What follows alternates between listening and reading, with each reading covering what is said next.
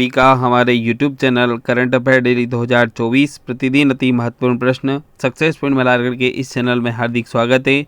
Current affair की शुरुआत करने से पहले आप हमारे चैनल को सब्सक्राइब करें, लाइक करें एवं बेल आइकन दबाना ना भूलिए ताकि करंट अफेयर की नोटिफिकेशन आपको प्राप्त हो सके। चलिए हम शुरुआत करते हैं पहले क्वेश्चन से। पहला क्वेश्चन दोस्तों, किया इंडिया के नए CEO और प्रबंध निदेशक बने गांगुली।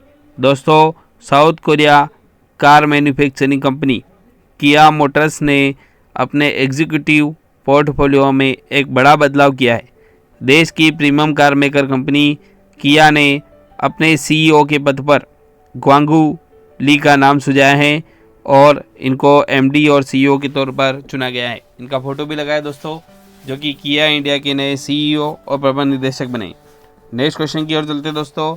फ्लिपकार्ट के बिन्नी बंसल ने लॉन्च किया ओप्पो डोर। दोस्तों, फ्लिपकार्ट के सह संस्थापक बिल्ली बंसल का एक नया स्टार्टअप ओप्पो डोर लेकर आए हैं, जो ई-कॉमर्स कंपनियों को एड टू एड समाधान प्रदान कर वैश्विक स्तर पर परिचालन का विस्तार करने में मदद करेगा। तो अभी ये बिन्नी बंसल जो कि फ्लिपकार्ट के सह संस्थापक है, इनके द्वारा नया स्टार्टअप ओप्पो डोर लॉन्च किया गया है। नेक्स्ट क्वेश्चन की ओर चलते हैं दोस्तों। नेक्स्ट क्वेश्चन आपका, टाटा पेमेंट्स को RBI से मिला लाइसेंस। दोस्तों, टाटा डिजिटल के तहत डिजिटल भुगतान ऐप टाटा पे को RBI द्वारा भुगतान एग्रीगेटर लाइसेंस प्रदान किया गया है। यह लाइसेंस दोस्तों टाटा पे को रेजर पे, कैश फ्री और गूगल पे जैसे उद्योगों के नेताओं के बीच रखता है, जो इसे अपनी सहायक संस्थाओं के भीतर ई-कॉमर्स लेनदेन को कुशलतापूर्वक संभालने में सक्षम बनाता है। तो अभी टाटा पेमेंट्स को RBI से लाइसेंस दिया गया है। नेक्स्ट क्वेश्चन की ओर चलते दोस्तों। नेक्स्ट क्वेश्चन आपका, निविया इंडिया ने गीता मेहता को अपना प्रबंध निदेशक नियुक्त किया है। दोस्तों, निविया आप सभी ने नाम सुना होगा। ये त्वचा देखभाल के उत्पाद बनाने वाली ब्रांड है निविया इंडिया, जिसने गीता मेहता को अपना MD नियुक्त किया है। दोस्तों, ये फोटो भी लगा है गीता मेहता का, जिनको अभी MD बनाया गया है। निविया ने दोस्तों अभी अभिनेत्री माधुरी दीक्षित, टेनिस स्टार सानिया मिर्जा और गायिका श्रेया घोषाल अभिनीत एक नया अभियान भी शुरू किया है और अभी MD के रूप में गीता मेहता को नियुक्त किया है। नेक्स्ट क्वेश्चन की ओर चलते दोस्तों। नेक्स्ट क्वेश्चन आपका, विश्व शतरंज चैंपियनशिप में कोनेरू हम्पी को मिला महिला स्पर्धा में रजत पदक। दोस्तों, भारतीय ग्रैंड मास्टर कोनेरू हम्पी, जिनका फोटो लगा है दोस्तों, इन्होंने उज्बेकिस्तान के समरकंद में आयोजित 2023 विश्व रैपिड शतरंज चैंपियनशिप में महिलाओं का व्यक्तिगत रजत पदक जीता है। ये शतरंज मास्टर है, ग्रैंड मास्टर है, जिन्होंने अभी महिलाओं की स्पर्धा में रजत पदक जीता है। नेक्स्ट क्वेश्चन की ओर चलते दोस्तों। नेक्स्ट क्वेश्चन आपका, जम्मू कश्मीर बना PM विश्वकर्मा योजना लागू करने वाला पहला केंद्र शासित प्रदेश। दोस्तों, जम्मू कश्मीर जो है, इनको प्रधानमंत्री विश्वकर्मा योजना लागू करने वाला भी पहला केंद्र शासित प्रदेश बन गया है। दोस्तों, प्रधानमंत्री विश्वकर्मा योजना, दोस्तों इसके बारे में आप सभी को पता है। इसमें बजट के अंदर 13,000 करोड़ रुपए का प्रावधान है। 18 पारंपरिक व्यवसाय इसके अंदर शामिल किए गए हैं। दोस्तों, इस योजना में पहले चरण में 1 लाख रुपए तक और दूसरे चरण में 2 लाख रुपए तक की सहायता और महज 5% ब्याज दर पर। यह क्वेश्चन आ सकता है एग्जाम में दोस्तों कि ब्याज दर कितनी, तो 5% ब्याज दर पर। और इसके अंतर्गत दोस्तों 18 पारंपरिक व्यवसाय को शामिल किया गया है।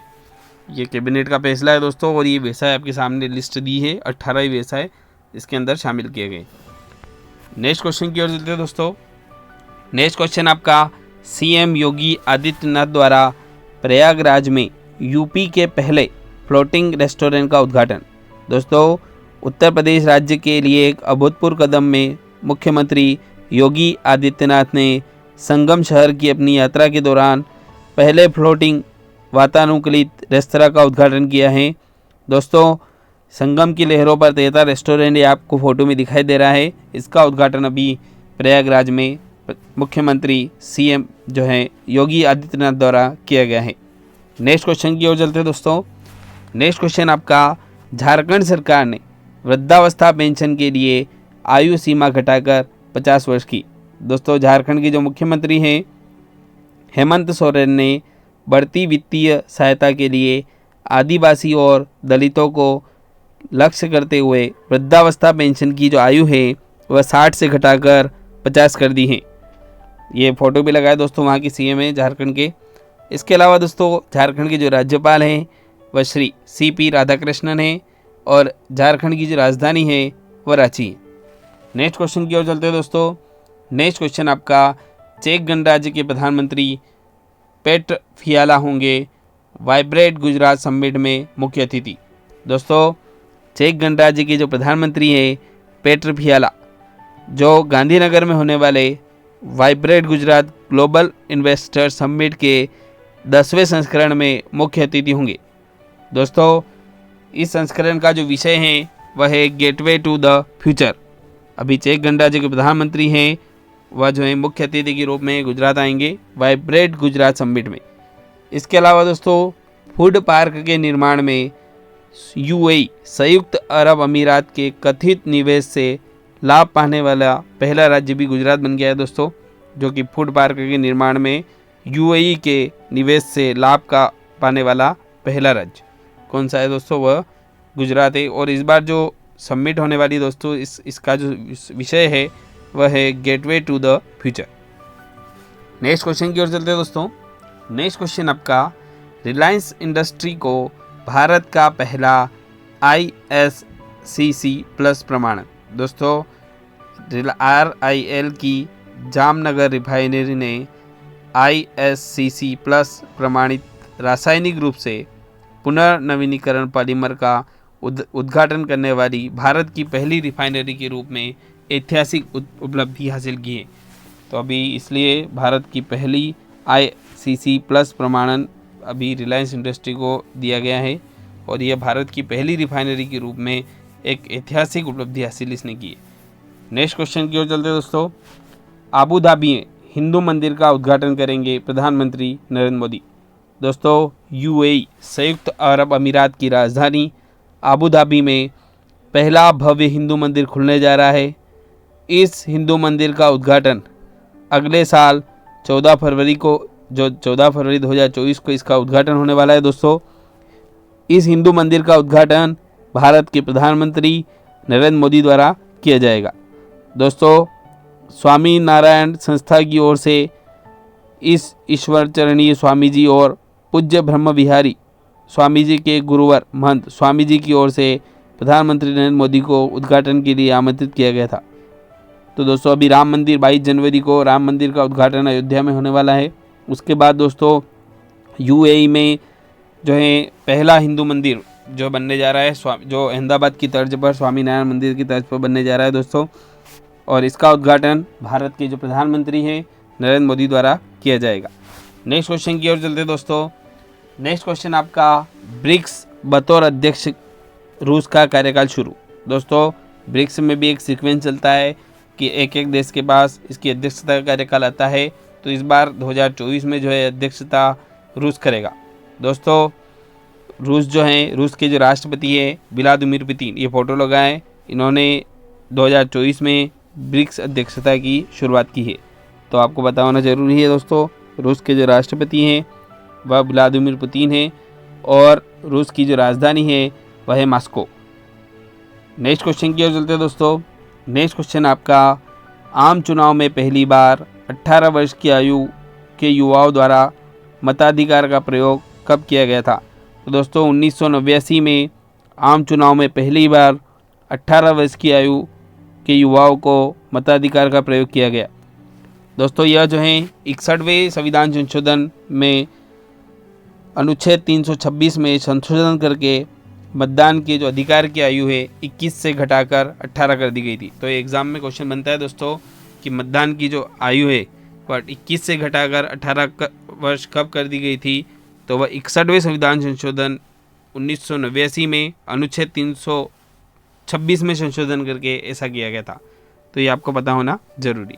नेक्स्ट क्वेश्चन की ओर चलते दोस्तों। पॉकेट वीटो का प्रयोग करने वाले भारत के पहले राष्ट्रपति कौन थे। तो दोस्तों वीटो पावर का उपयोग करने वाले भारत के पहले राष्ट्रपति थे ज्ञानी जैन सिंह। दोस्तों उन्होंने 1986 में पोस्टल बिल को अपनी मेज पर लंबित रखा, जबकि राजीव गांधी सरकार ने कानून को लागू करने के लिए कोई प्रयास नहीं किया।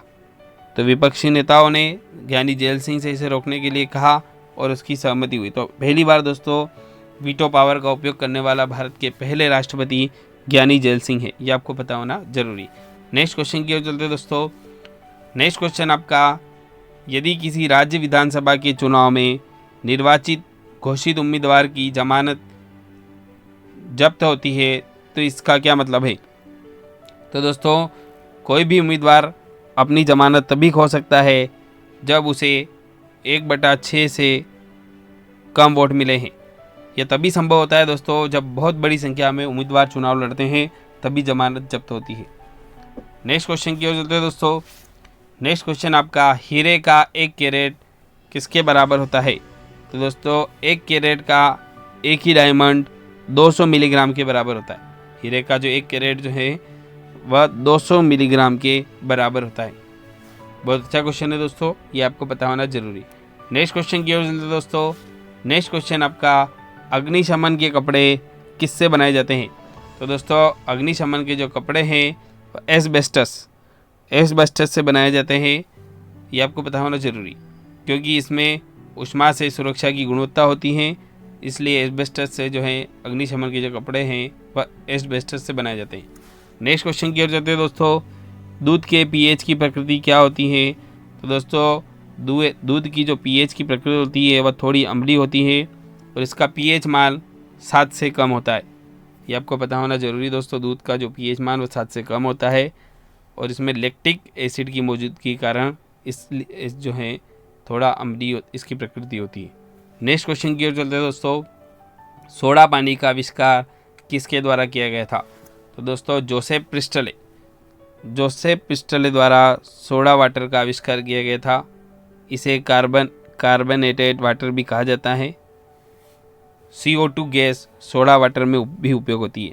शिकंजी में जो है कौन सी गैस का उपयोग होता है दोस्तों? तो कार्बन डाइऑक्साइड CO2 का उपयोग होता है और इसका आविष्कार जोसेफ प्रिस्टले द्वारा किया गया था। नेक्स्ट क्वेश्चन की ओर चलते हैं दोस्तों। नेक्स्ट क्वेश्चन आपका, परमाणु रिएक्टर में नियंत्रित रॉड के रूप में किसका उपयोग किया जाता है? तो दोस्तों परमाणु रिएक्टर में नियंत्रण रॉड के रूप में बोरान दोस्तों नाभि क्रियाशील रिएक्टरों में नियंत्रण रॉड के रूप में उपयोग होता है। नियंत्रण रॉड नाभि क्रियाशील रिएक्टर में पारमाणविक विभाजन की दर को नियंत्रित करने के लिए उपयोग किए जाते हैं और परमाणु रिएक्टर में दोस्तों बोरॉन का ही उपयोग किया जाता है। ये एग्ज़ाम में पूछा गया क्वेश्चन है दोस्तों, आपको पता होना जरूरी है। बोरॉन की छड़ें होती हैं जिनका उपयोग किया जाता है। नेक्स्ट क्वेश्चन की ओर चलते दोस्तों। गैल्वेनीकरण के लिए निम्नलिखित में से किस धातु का उपयोग किया जाता है? तो दोस्तों जिंक की, लोहे पर जो है जिंक की परत डाली जाती है लोहे को जंग से बचाने के लिए। क्वेश्चन एग्जाम में आ चुका है दोस्तों कि लोहे को जंग से बचाने के लिए किसका उपयोग किया जाता है? तो वह जिंक का गैल्वेनाइजेशन के लिए उपयोग किया जाता है। गैल्वेनाइजेशन इसी प्रक्रिया को बोलते हैं दोस्तों कि लोहे पर जो जिंक की परत डाली जाती है जिससे लोहा जंग करने से बचा जा सकता है।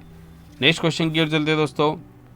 नेक्स्ट क्वेश्चन आपका, कार्बोलिक एसिड के रूप में किसे जाना जाता है? दोस्तों फिनॉल को एक कार्बोलिक एसिड के रूप में जाना जाता है। फिनॉल एक रंगहीन क्रिस्टलाइन सॉलिड है जिसमें एक विशेष गंध होती है। यह पानी और अल्कोहल में घुलता है।